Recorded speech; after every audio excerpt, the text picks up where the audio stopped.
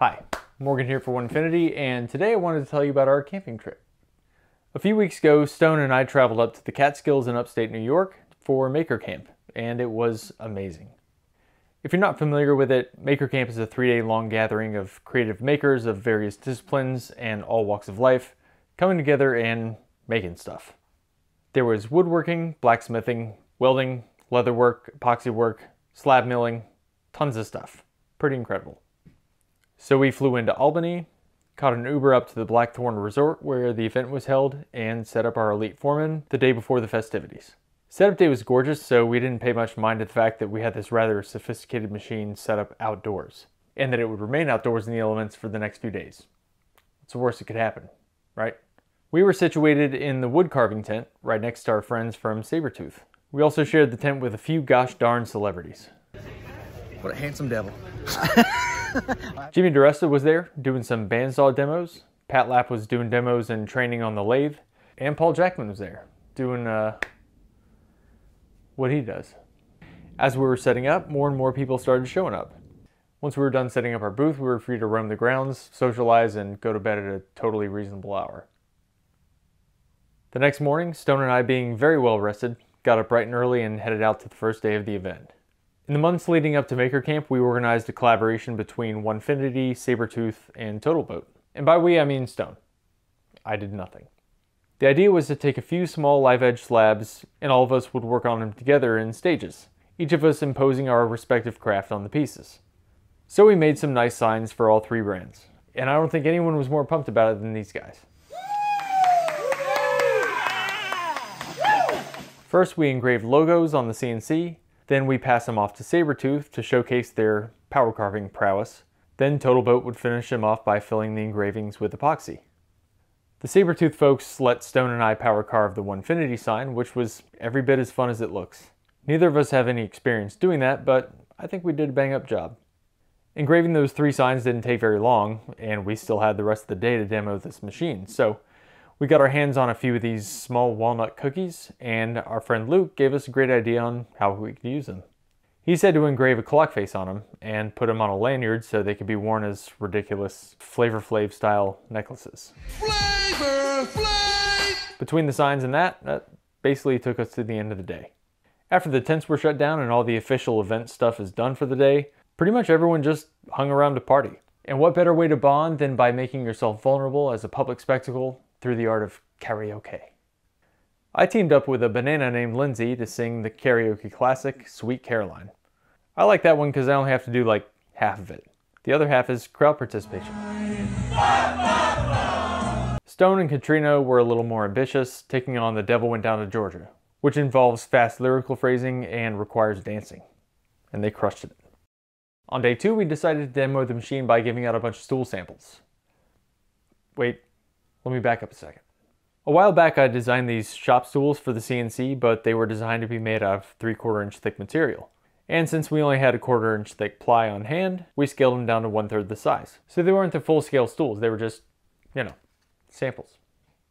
Right around when we finished cutting those out, it started raining. And when I say it started raining, buddy, I mean it was like, is this the rapture kind of rain. We had ankle-deep water and mud visibly flowing under our machine, so for the sake of caution, we powered it down and covered it up. It's getting rained out. We lost power in our tent. Not much I can do, except go hang out with people. For me. Despite the rain, the folks at Total Boat kept at it too. They poured epoxy in the signs we made, and they look really nice. Since there wasn't going to be a whole lot of making that day, most of us just gathered at the pavilion and did what we do best, commune.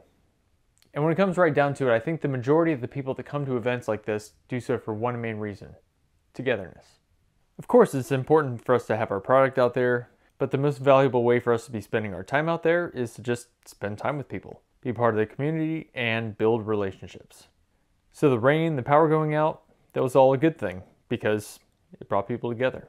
Also, side note, Alma brought her motorcycle with a sidecar and was giving people rides all weekend. I wasn't real sure where to slip that in, but it's awesome and needed to be mentioned. Also, huge shout out to our buddy Ed from Mancini Woodworking for toting me and Stone around and just being insanely helpful all weekend. Many, many thanks. That night the weather cleared up, making conditions perfect for a beautiful day 3. On day 3, we didn't have any specific demo in mind, so we let our buddy Odes use the machine to work on his giant mallet. The rest of the day was pretty uneventful. We just kind of hung around the booth, meeting people and answering questions. Then night fell and something magical happened. So when I started woodworking about 15 years ago, I relied pretty heavily on YouTube to learn things. And one of the first people I started following and learning from was Jimmy Diresta, who many of us makers consider the godfather. Well, that night after we closed up shop, I had a few of those tiny stools left over and I was just kind of handing them out to whoever. So I saw Jimmy standing over there and I figured, what the heck, I'll go over, introduce myself, offer him a stool sample. Yeah, you heard that right. I finally get the chance to meet somebody that I've looked up to for over a decade, and I offered him a stool sample like any professional, mature adult would do. He apparently got a kick out of it though, because then he invited me to his house. So we jumped in the truck and went. We hung out for a while in his shop. I barely filmed anything there because I didn't want to be weird. I'm weird enough as is. But to fill in the gaps, I created this kind of reenactment of what transpired there, which I now realize is a lot weirder. But anyway, here's what happened. Hey Jimmy. Hi. I just want to say thanks for inviting me out here. All right already. Get to the point. Oh, yeah, I'm a big fan. Thanks for, it's really cool to be out here. That's very cute. Where's the bathroom around here? That way? Is it like an outhouse or something? Because I'm fine with an outhouse. I got a buddy down the road with a junkyard. I like the idea of using an old beat-up car. It's something small. How small? Big enough for 2 guys. Okay, I don't really need any company while I'm... Poop! So, is this car, like, is it broken down? Is it moving? Like, what's the deal? We're going pretty fast, pretty good. How fast? Fast. It's gonna go like 800 miles an hour. Well, that doesn't seem safe. Why are you making things complicated? All right, well, I'm gonna head to the junkyard. I'll be back in a bit. Okay, go. Hey, man, I was on my way back from the junkyard and I got attacked by like the biggest possum I've ever seen. Let's kill it. Kill it? How? We're gonna need a big log. How's that gonna... What if, like, we use the paddles? That's actually a pretty good idea. Let's get materials. Ah, okay. You know, I love a good possum hunt, but I really ought to be getting back. Are we good? Yeah, we're good, man. Still have the friendship bracelet I gave you? It's very cute. And the locket? We'll never be apart. And that's exactly how it went down. Crazy, right?